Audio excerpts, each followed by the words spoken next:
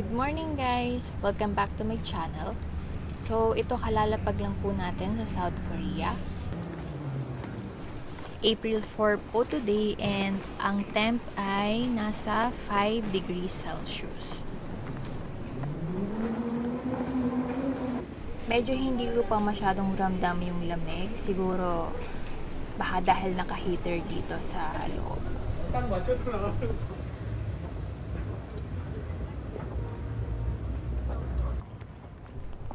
Sundan lang muna natin tong mga signages, guys.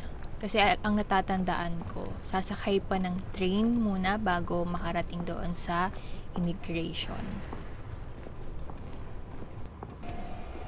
So, dito banda yung train papunta ng Terminal 1. And kung mapapansin nyo, walang gaanong tao kasi nagpahuli talaga kami para medyo makapagpa-picture-picture kami. Kasama ko today yung parents ko. Kapag may time pa ako, i-share ko po sa inyo yung mga requirements na pinasa namin sa KFAC since dun kami nag-apply ng Korean visa.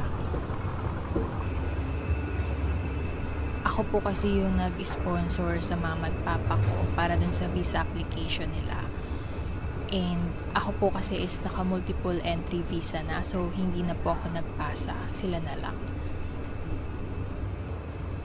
Ayan, nandito na po tayo sa may Concourse and pa-Terminal 1 tayo. So, pa-left side yung Terminal 1. After immigration na rin pala tong baggage natin makukuha.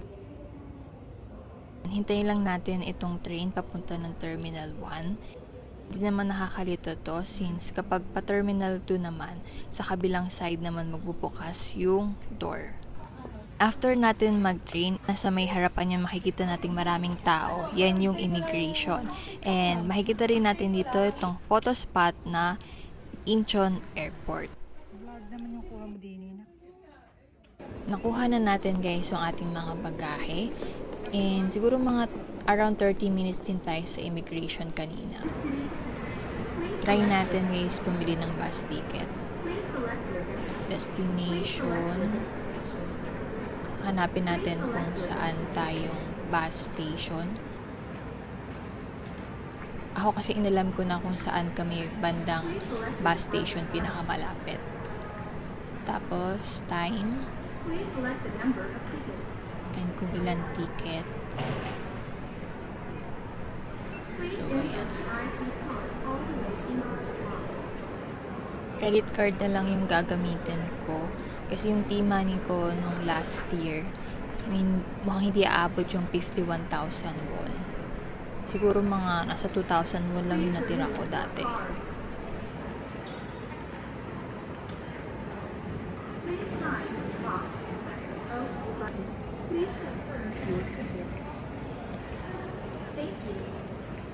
Hindi pala gumana guys yung Amex ko dito. So, nagtry na lang ako nitong Mastercard na BPI. Nag-okay naman. 9:30 yung pinili kong time para hindi yan masyadong ngarag. Pero ito rin na rin naman yung mga base sa labas.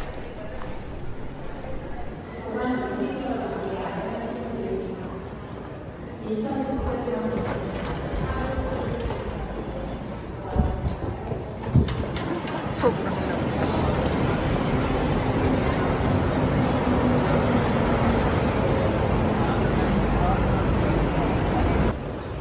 (6002) yung bus number namin na Pajongno. Parang may mga dinidikit silang sticker doon sa luggages. Wala pa namang 9:30 pero makipila na rin tayo dito. Just in case tumating yung bus talaga natin. Kinuha na pala guys yung bus tickets and luggages natin. So, ito na pala talaga yung bus na sasakyan. Kada luggages may sticker na dinikit. And ito atang naiwan na stickers. Ito yung gagamitin pang claim mamaya pag bumaba. Sa bawat upuan ng bus, napansin ko tong Shinsegae duty-free discount coupon. Pero may specific store lang siya na dapat paggamitan. Ito yung sa Myeongdong store, tapos yung isa is yung sa airport. For foreign independent travelers naman yung nakalagay, kaya kumuha na ako in case na may mapabili ako. Ito guys yung hotel na pinag-stayan namin, Hotel Venue G. Madaling araw na actually ngayon kung kailan pa uwi na kami. Tsaka ko palang fully ma-videohan itong hotel kasi naging busy na rin kami maglibot agad sa South Korea. Ito yung hotel lobby, coffee shop, and may ATM machine ata dyan sa gilid. Ito, vending machine, and may mga pamphlets ata dyan ng mga tours. So, yan yung nandito sa baba. Nabook pala namin itong room ng 34,440.52 ng 6 nights. And 3 na kami doon. At saka pala, kapag upon check-in nyo, meron din palang deposit na hihingin. Tapos ibabalik na lang din yung deposit after check-out. So, ayan yung emergency evacuation plan. And dito may notes pala na nakalagay na as of March 29, 2024, hindi na sila nagpo-provide ng free disposable items. So, magdala na lang po kayo ng sarili nyo, mga slippers, toothbrush, and toothpaste. Isa lang din yung keycard na binibigay nila. Kaya, kapag umalis kayo, totally power off yung electricity dito sa room. So, ito naman yung CR nila. Huwag nyo na lang pong pansinin yung mga kalat namin. Everyday, pinapalitan yung towels dito. And naka-smart toilet. Kada araw, 2 din yung tissue na binibigay nila. So, pagbalik namin ng Manila, marami na naman kaming dalang tissue. This is the bathtub. May shampoo and conditioner na rin and body wash. Shower. And ayan, pwedeng hot and cold. And same din dito sa water sa may lababo. May free bottled waters din every day plus coffee and tea. Ito yung safety box naman ata. Tapos ito yung ref nila. Itong full mirror na to, closet siya. So, nandito yung bathrobes. So, ito na po yung buong room. And may daily housekeeping naman dito. Sa area naman na po na ito, kaya namin ma-open yung mga luggage na 3. Drawers, itong office table / vanity table.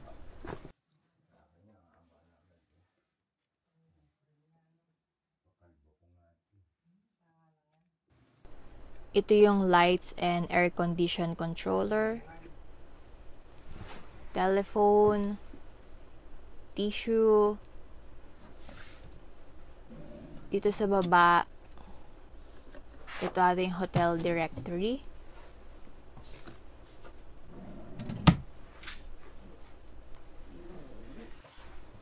Check lang natin saglit.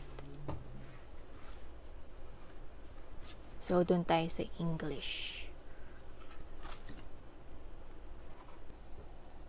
Check natin tong hotel information. So, ayan, nakalagay pala yung floor directory, yung mga guest room, lobby lounge, coffee shop. Tapos, ito, may laundry bill din. Kung gusto nyo magpalaba, may kanya-kanyang price na nakalagay kung jacket, trouser, or shirt yung palalabahan nyo. Good morning guys!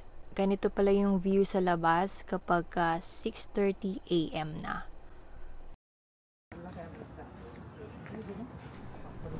Ganito yung vicinity nitong Hotel Venue G. So, may mga katabi siyang parang mga stores to ng mga gamit sa kalsada.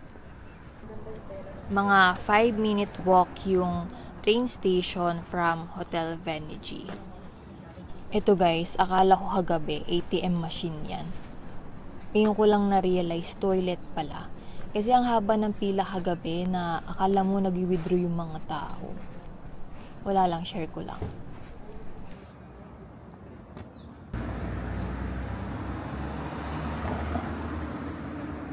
Yeah, kaya.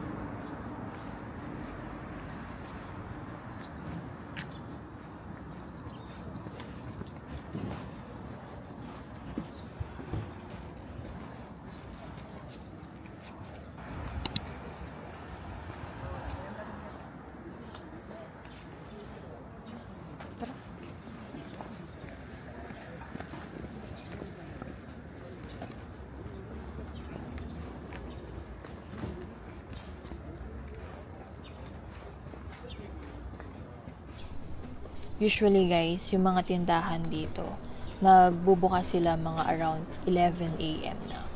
Pero yung mga convenience store, minsan naman talaga naka 24 hours.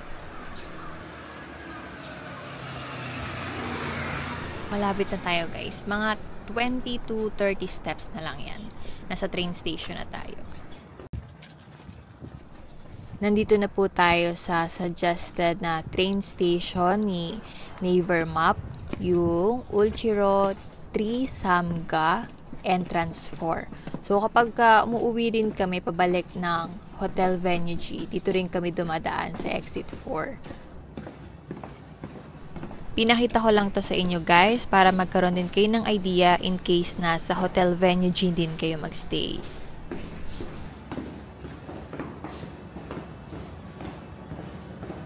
So that's it guys.